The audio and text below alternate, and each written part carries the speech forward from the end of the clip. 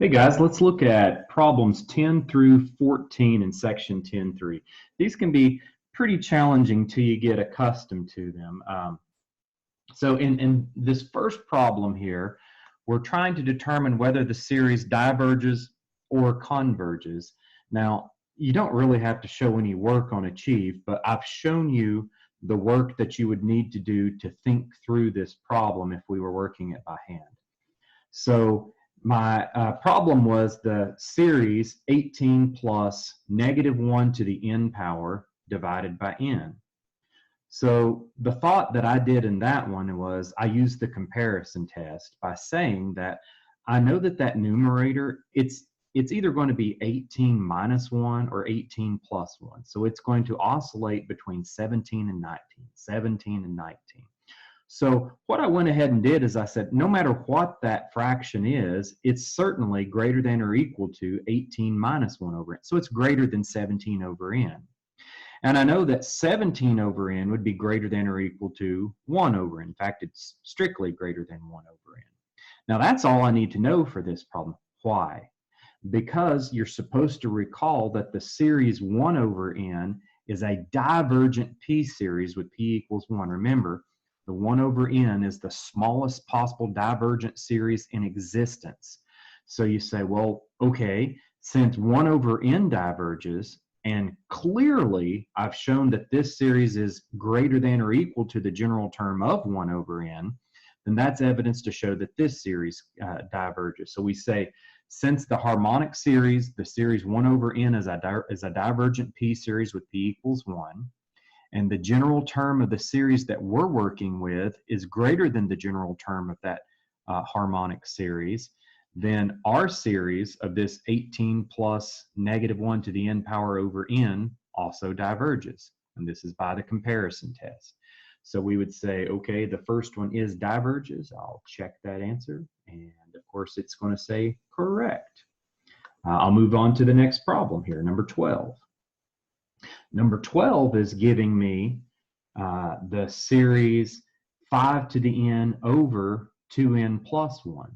And again, it's asking me, does this converge or diverge? So when I think about this, I know that the numerator is an exponential function. The denominator is a wimpy polynomial. So automatically, I know that this diverges. But trying to explain why it diverges by hand, here's what I would do. I would say, as n approaches infinity, you know that, and I meant to put not the 2n plus 1 power there. That's not a typo, but not what I wanted. We know that 2 to the n power is greater than 2 times n plus 1. I was just trying to show that this exponential function would be greater than the denominator of that fraction, 2n plus 1. So I can say, well, okay, and please, please, please think about that. Plug in a power of even 5. 2 to the 5th power is 32, whereas your wimpy polynomial function would just be 2 times 5 plus 1. It would be 11. So as n goes to infinity, this is way larger than that polynomial denominator. Because of that, if I put fractions over here and I keep the same numerator in each fraction, in one denominator, I have my large exponential function. In the other one, I have the small linear function, 2n plus 1. Well, the larger the denominator, the smaller the fraction. That needs to make sense to you. If you divide the exact same number by a larger number, this fraction is clearly less than this fraction.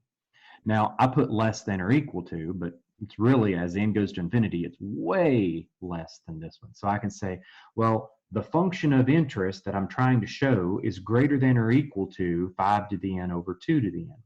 Now, what do I know about the series with a 5 to the n over 2 to the n in it? Well, it could be simplified to 5 over 2 to the n, which I know now is just a divergent geometric series. You say, well, yeah, of course, because the R value is 2.5. So each term is going to be 2.5 times the size of the term preceding it. That's clearly going to diverge. And the geometric series diverges anytime the R value is going to be greater than or equal to 1. So I can say clearly that's greater than or equal to 1. thus that geometric series would diverge. And so now the logic of the comparison test says, since the series that I'm comparing this with diverges, and the series that I'm working with is clearly larger than the general term of that divergent series, then the series that I'm working with, 5 to the n over 2n plus 1, also diverges by the comparison test. Again, the logic of this problem needs to make sense to you. All I did is I took the general term of the series I need, showed that it's larger than the general term of a series I could show diverges. And if you're larger than a series that diverges, clearly your series must also diverge by comparison. Now, I'll say this one also diverges here, and check answer, and it's correct. Number 13. For number 13 here, I'll show my work. We have the series n over 5 to the negative n plus 7 to the negative n. I think you can make this one more obvious if you get rid of the negative exponents in the denominator just to rewrite it as this. And you could say, well, that denominator is going to be 1 over 5 to the n plus 1 over 7 to the n. So at n equals 1, it'd be 1/5 plus 1/7. At n equals 2, it'd be 1/25 plus 1/49. At n equals 3, it'd be 1 over 125 plus 1 over 343. Those fractions are getting extraordinarily small as n gets large in this problem, which means that that denominator is actually a number approaching 0 as n approaches infinity. So here's what I did. I said, let's take the general term of the series that we're working with, n over 5 to the negative n plus 7 to the negative n, and let's say that that is greater than or equal to simply n. So in this case, I could have written a small n divided by 1. It's the same thing. I'm just saying this denominator is clearly going to be less than 1. So anytime I'm dividing by a smaller denominator here than I am here, that makes this fraction larger. So instead of dividing by 1, I'm dividing by a number less than 1, which makes this fraction larger than if I did divide by 1. Now, how does that help? Well, because I can say this is a p-series, the series of just n, that's a p-series of p equals -1. Remember, the p-series is 1 over n to the p. But if your n is in the numerator, well, then your p-series is going to have a negative value for p, and it's certainly going to diverge. Now, that should make complete sense to you. You shouldn't look at that and say, well, how do I know that diverges? Well, one, it's the p-series test. And secondly, think about what you're doing. You're going to be adding 1 plus 2 plus 3 plus 4 plus 5 plus 6 plus 7, your infinite number plus infinity. So you're saying, well, is that going to diverge to infinity? Of course it is. You're adding an infinite number of terms that ends at infinity, so clearly that's going to be a divergent series. And you could either say it diverges, or you could call it a p-series of p equals -1, which satisfies the criteria for divergence. And then you can say, since the series that we're dealing with, we know is going to be larger term by term than the series of this divergent p-series of p equals -1, our series must also diverge. And that's again by the comparison test. So all of these are divergent through here. Geesh, divergent, divergent, divergent. I'll check that answer. And it better say yes. It's thinking. There we go, finally. Took a second. The next one here, we have the series, and this is our little bit more complicated one. We have our series e to the n divided by 1 plus e to the 5n raised to the 3p power.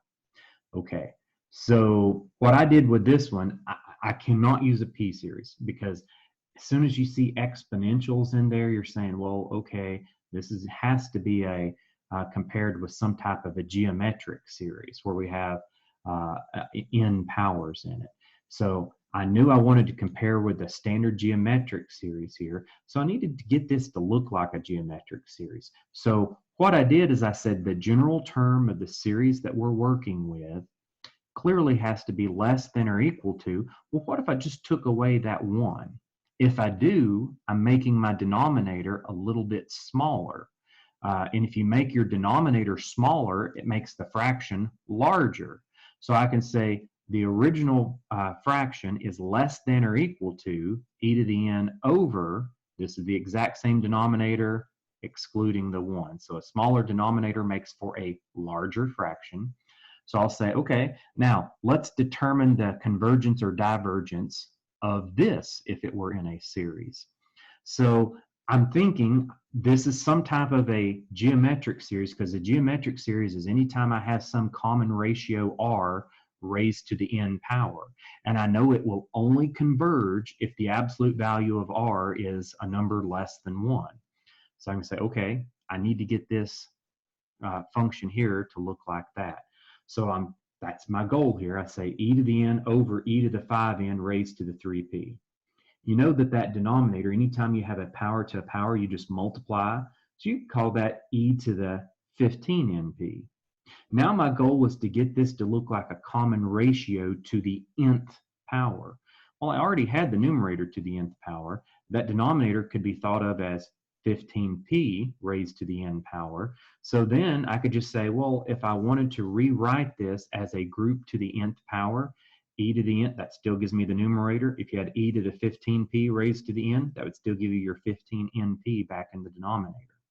Now, according to the geometric series test, now my common ratio, which is the term inside raised to that nth power, it will only converge if that common ratio is less than 1.